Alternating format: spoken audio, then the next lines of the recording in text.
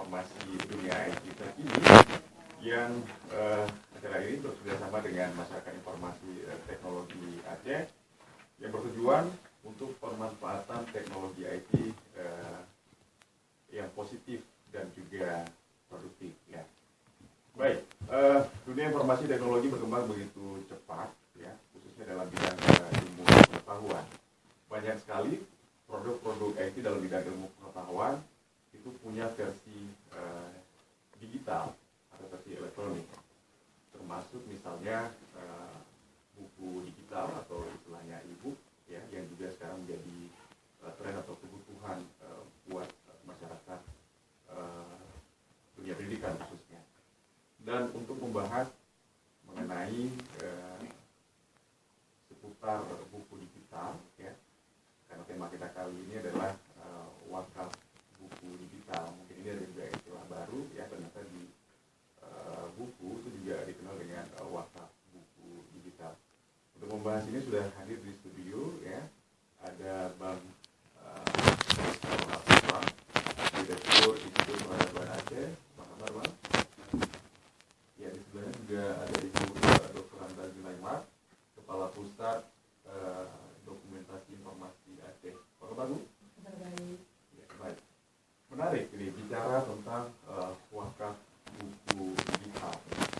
Baru-baru ini Institut Peradaban Aceh bersama beberapa penerbit melakukan gerakan wakaf buku terhadap pusat buku yang diwakafkan ke PDIA, ya.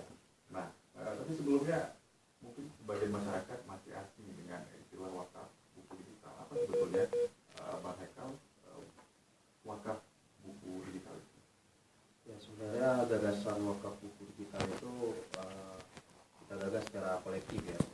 Artinya ada teman-teman yang ikut bekerja sama, yang kemudian memilih satu lembaga yang lain sebagai tempat untuk mewakafkan. Dan dalam hal ini PDIA menjadi pilihan kita.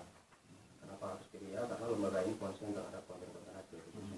Yang pertama. Yang kedua, kenapa harus wakaf? Karena memang sebenarnya wakaf itu tidak hanya bicara pada benda-benda yang tidak bergerak, artinya juga pada benda-benda yang bergerak, dan itu saya kira sudah diatur oleh undang-undang terkait dengan wakaf itu sendiri. Gitu.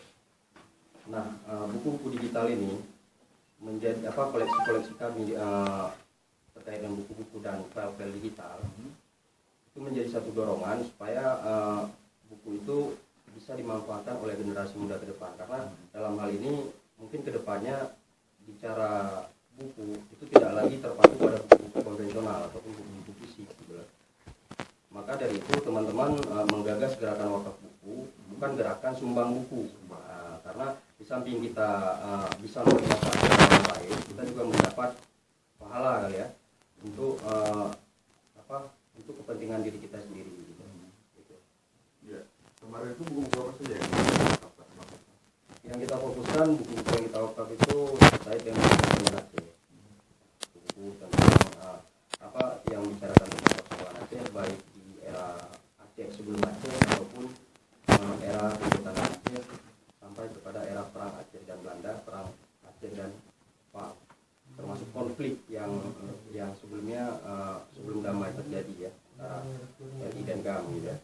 Di samping itu kita juga mewakafkan Retro koran The New York Times edisi tahun 1873. Sampai juga ada 17 judul manuskrip terkait dengan sarakata perang Aceh dan Belanda. Menarik sekali, ya, karena ternyata istilahnya lintas zaman, berbagai fase-fase zaman itu masih ada pertinggalannya dan bisa diwakafkan ke Pusat Dokumentasi Informasi Aceh. Untuk pihak yang terlibat itu memang murni dari inisiatif masyarakat atau memang mereka diajak? Itu dari inisiatif masing-masing lembaga. Gagasan itu akhirnya kita diskusikan, yang kemudian kita tuangkan dalam bentuk gerakan wakaf buku untuk Aceh. Jadi itu bukan inisiatif dari kami sendiri, yang di dalamnya itu juga terlibat Masyarakat Informasi dan Teknologi MIT, kemudian juga terlibat lembaga profit lainnya seperti Bandar Publisinya. Jadi teman-teman ini menggagas satu gerakan wakaf buku untuk Aceh, kerjasama dengan 3 lembaga ini yang kemudian memilih PDIA sebagai tempat tujuan kita untuk mewakafkan. Seperti saya katakan tadi, kenapa PDIA? Karena PDIA adalah lembaga riset yang konsen terhadap konten-konten Aceh. Baik. Untuk pemirsa di rumah, Anda juga bisa ikut terlibat dalam pembahasan kita kali ini. Anda bisa terlibat secara interaktif di 0651 41773 atau juga bisa mengirimkan pertanyaannya ke SMS Center 0878 900 12 lagi bisa mengirim pertanyaannya ke SMS Center 0878 9000 1233. Baik, Ibu Sundaiman, Ibu selaku Kepala Pusat Dokumentasi Informasi Aceh, bagaimana Anda melihat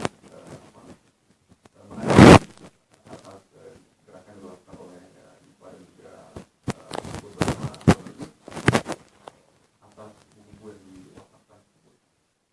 Baik, saya merasa sangat bersyukur ya, karena orang sangat memahami tugas pokok dan fungsi pusat dokumentasi dan informasi itu.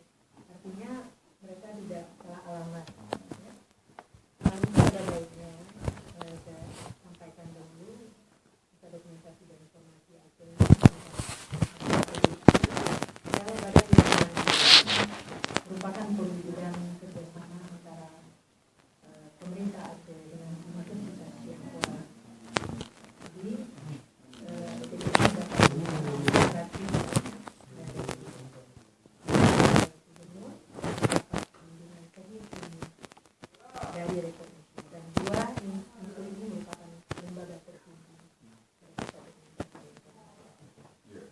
Tapi saya merasa lebih baik kalau saya ceritakan sedikit dulu lah ya, tentang PDIA. Jadi gagasan untuk didirikannya Pusat dan Informasi Aceh ini sebenarnya berani sekali, tepatnya pada Pekan Kebudayaan Aceh kedua di tahun 1972. Wow, udah lama banget ya. Dan itu disampaikan oleh Profesor Dr. Tuti Ibrahim Alfian MA. Beliau waktu itu rektor kepala pada Fakultas Sastra dan Kebudayaan Jurusan Sejarah Universitas Gadjah Mada, dan juga sebagai dosen terbang di Universitas Kebangsaan Malaysia Kuala Lumpur. Jadi maksud gagasan itu supaya di Banda Aceh dibangun sebuah Institute of Aceh Studies, jadi sejenis institut pendidikan pada masa pendidikan Belanda di Aceh, tepatnya 1 Agustus 1914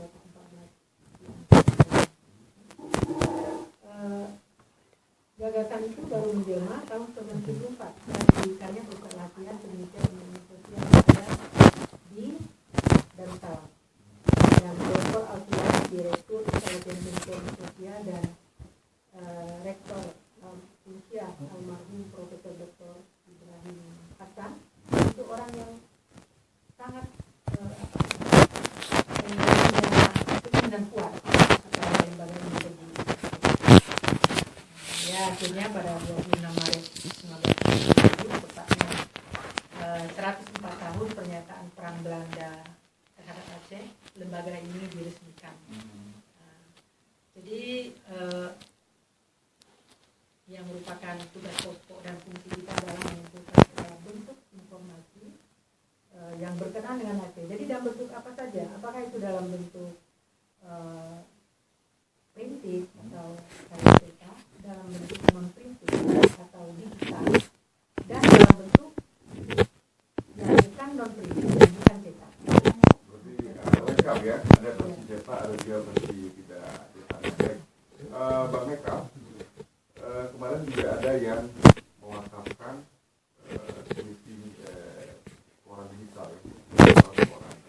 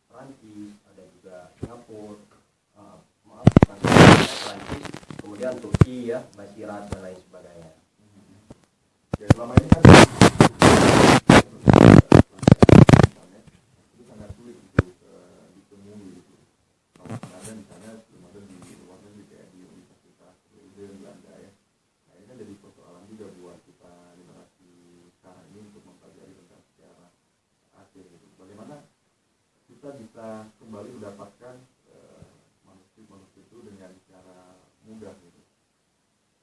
Ya, kalau untuk mengakses manuskrip sebenarnya di era digital seperti ini banyak peneliti ataupun universitas yang menyediakan website ya, khusus untuk manuskrip misalnya seperti British Library ya. Di sana juga terdapat beberapa manuskrip Aceh yang dipublikasikan.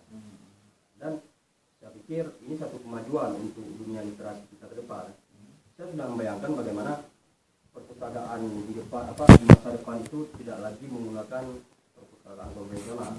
Dia juga mempergunakan perpustakaan digital. Kita datang membawa perangkat elektronik, kemudian pustakawannya mempindai nomor register kita, kemudian memberi buku yang ingin kita pinjam, dan buku itu akan dihapuskan dari komputer kita dalam waktu yang sudah ditentukan oleh pakar gitu.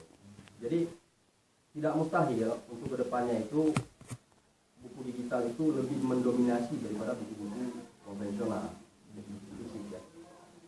Jadi untuk manuskrip sendiri sama halnya seperti buku digital, karena di era sekarang itu akses manuskrip cukup mudah, misalnya seperti British Library, termasuk Islamic manuskrip.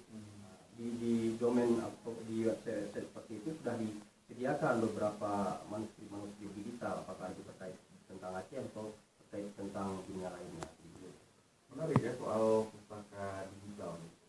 Banyak yang sudah diwakafkan untuk koleksi buku digital ke Pusat Dokumentasi Informasi Aceh, sebagai masyarakat Aceh yang bertanya-tanya bagaimana cara mengakses buku-buku digital tersebut.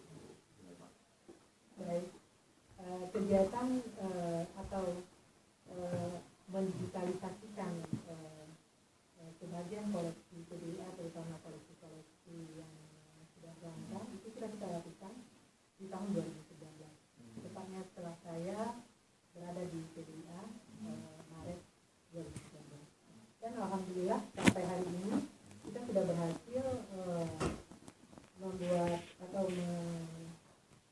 membuatnya dalam bentuk digital tidak kurang dari 781 video. Itu yang sebelumnya bukan versi digital, kemudian diproduksi ya, digitalkan. Kemudian dengan bantuan dari Institut Peradaban Aceh sejumlah 3.000 lebih, berarti sekarang PDIA sudah berhasil mengkoleksi 3.781. Sangat membantu lah ya waktu itu. Jadi selain daripada buku, manuskrip juga kita sudah coba buat digital. Untuk yang pertama itu kita peroleh dari pembelian itu adalah 510 naskah. Kemudian alhamdulillah atas kebaikan hati seorang putra Aceh, Ibu Fahyati ya, yang bertugas di Kementerian Agama di Jakarta, beliau menghadiahkan 5